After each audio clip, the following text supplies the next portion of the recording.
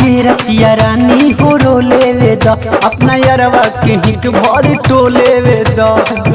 ऐसे मत बोला। सुना ना आज के रतिया रानी हो रो लेवे द अपना यारवा के हिट भर टोलेवे द। का तू रह जइबू भातारा टुआरा पर एने सुतल बाड़ लेके पटेल जी पुअरा पर छोड़ा जाहे तो मरत लेके आइल बयोहिरा दुआरा पर एने सुतल बाड़ लेके पटेल जी पुअरा पर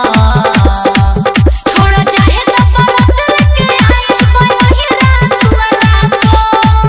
छोड़ा जाहे तो मरत लेके आइल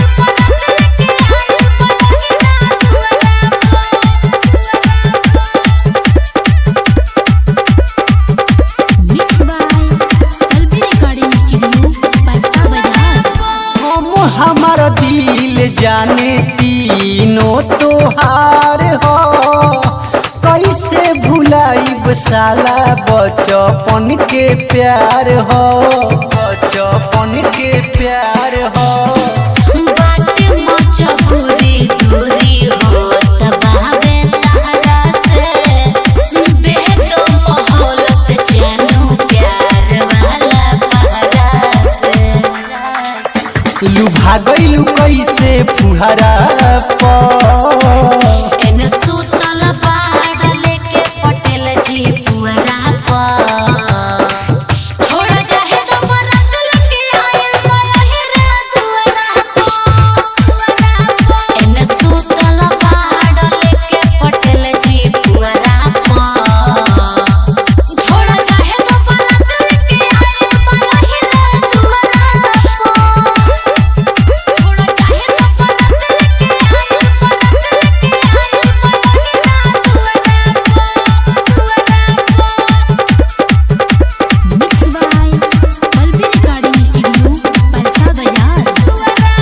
छोड़े के न मन करे कुरवे में तू रह ससुरा से फोन करबू कसम खा के कह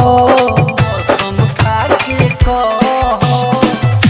लालू नादान मनु नीस मोबाइल जातानी तो जल्दी आइब करो एसमाइल छोड़ के लड्डू के रहबू रिंकू भुअरा पर एने सुतल बाड़ लेके पटेल जी पुअरा पर छोड़ा जाहे तो मरत लेके आइल बयोहिरा दुआरा पर